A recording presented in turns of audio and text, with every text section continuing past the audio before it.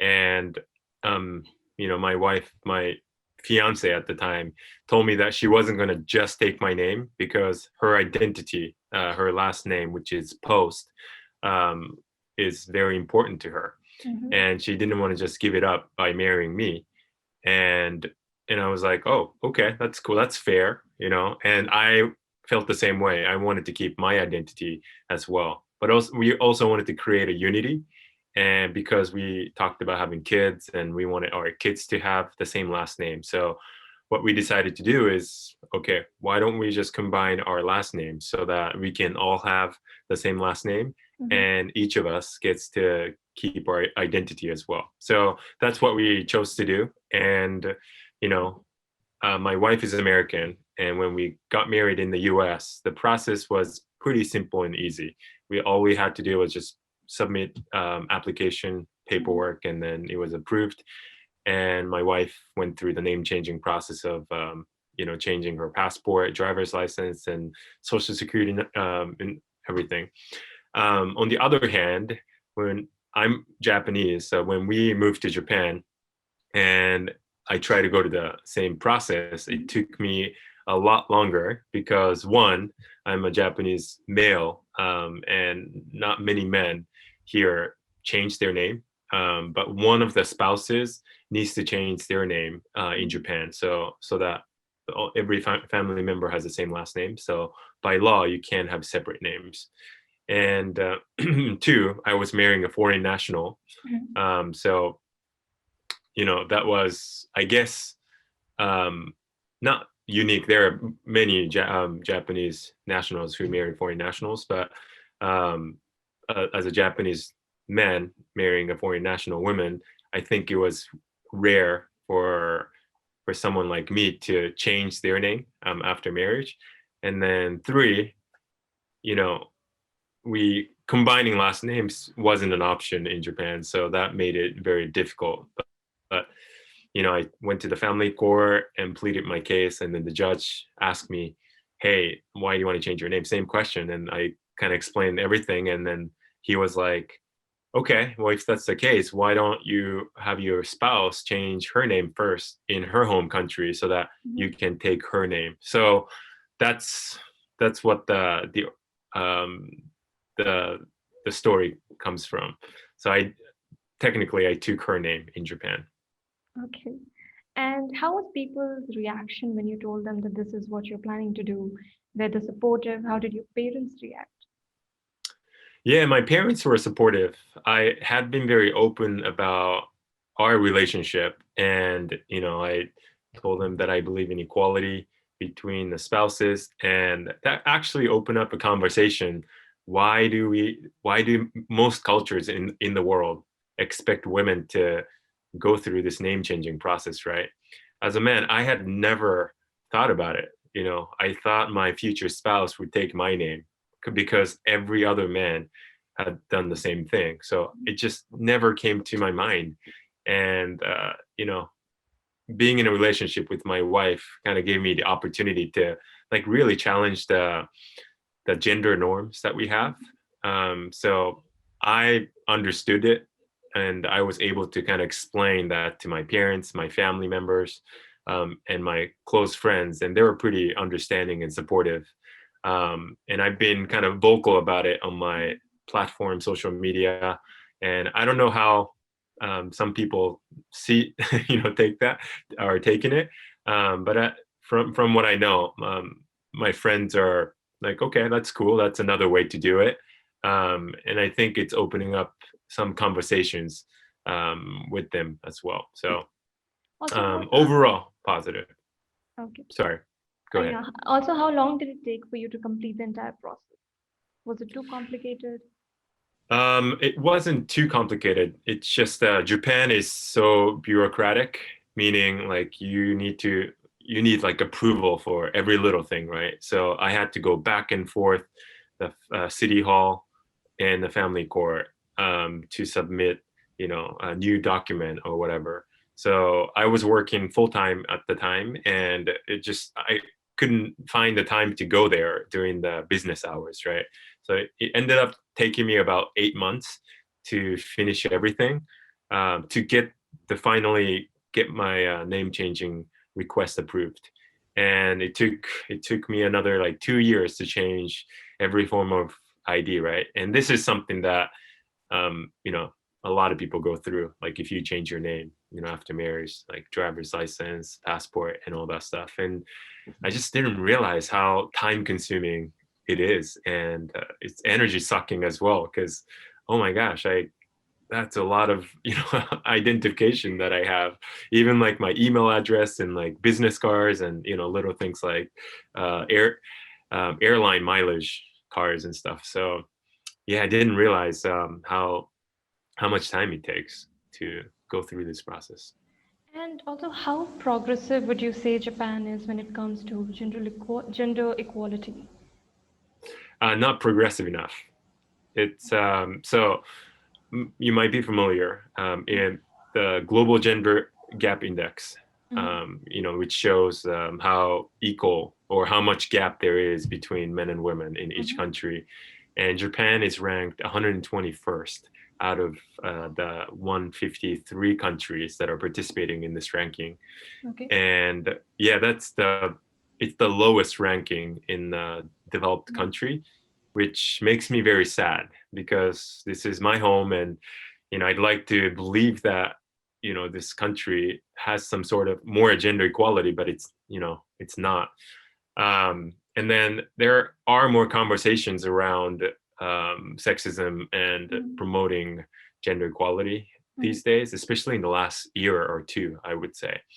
I don't know if you're familiar with the Tokyo Olympics, the head of Tokyo Olympics, Mori.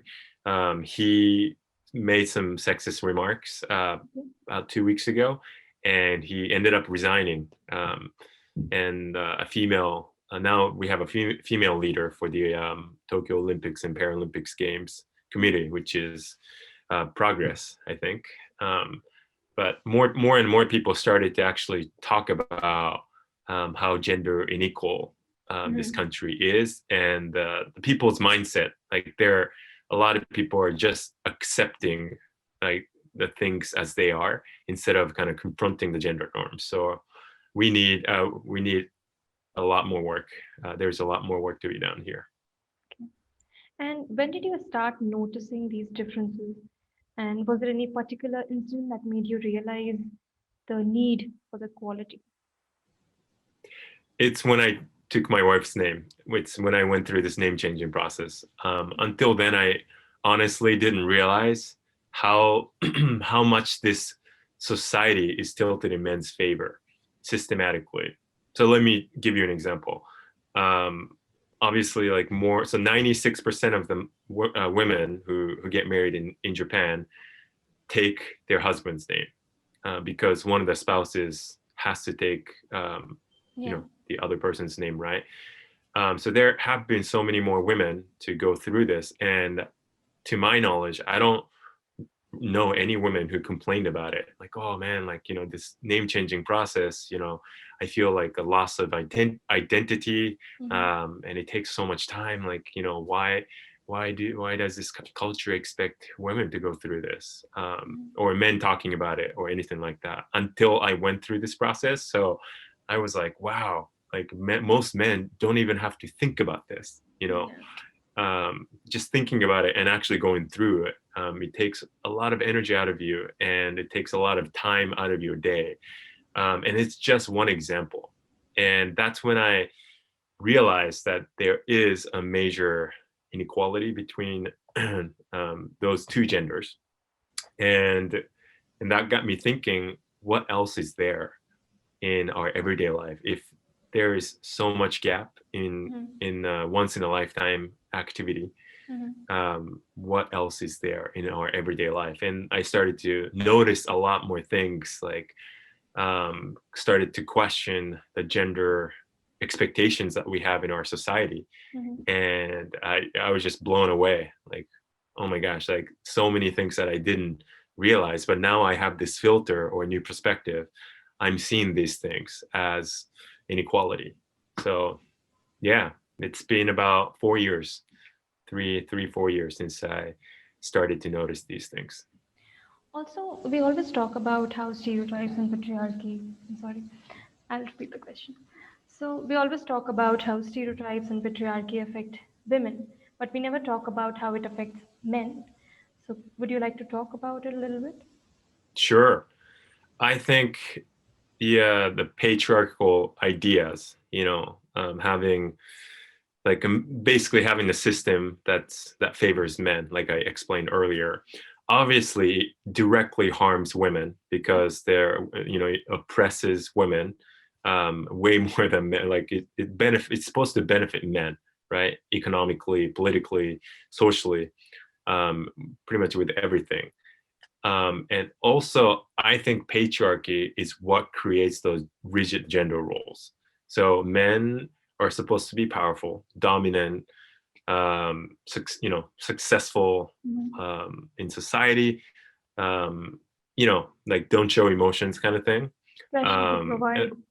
exactly, pressure to provide, and that comes with those pressure as well. Mhm. It might work out for some men or many men, like, oh man, I'm getting all these benefits from the Yeah. patriarchy, but I know that it's not benefiting many other men as well who don't feel that they want to be dominant, or they don't feel like they have the need Mhm. to demonstrate those qualities, right? The typical stereotypical masculine qualities. And even for those men who are enjoying those benefits, they feel like they can't explore the spectrum of like a gender expression. So like it to express traditionally feminine qualities such as caring, Mhm. supporting,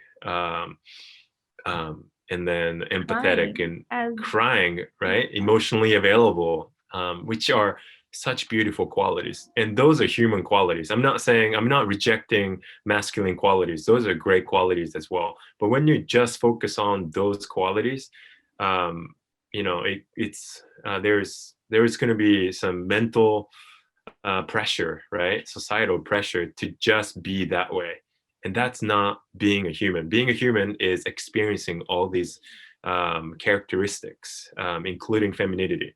So, I think it's important to embrace that and encourage both men Mhm. to explore this side of the gender expression spectrum, femininity, and encourage women and girls to demonstrate masculine qualities as well. Mhm. So, biologically, maybe more men um, might be might naturally demonstrate those masculine qualities, but everyone's like in the middle. Like Yeah. I have feminine qualities, and I'm now proud of it. Now, before I was like kind of rejecting every type of feminine like quality, right? Like, no, I'm Mhm. not a woman, I'm not a girl, like, I need to be a man. Mhm. But once I let go of that, I just feel so free. I just feel like I'm being a human. So that's the message that I want to convey to men. There's so many benefits from dismantling the Mhm. patriarchy. Okay. And um, why do men need to support feminism? And do you think it will change our society in some way? And in what way do you think it will bring that change? Yeah, absolutely.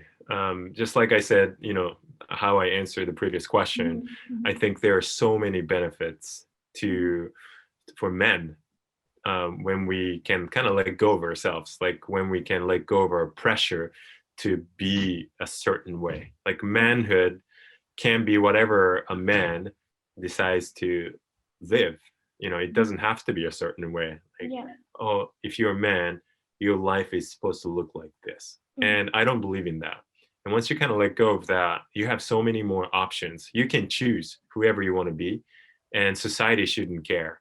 And Mhm. society should embrace those different ideas and different ways of living, right?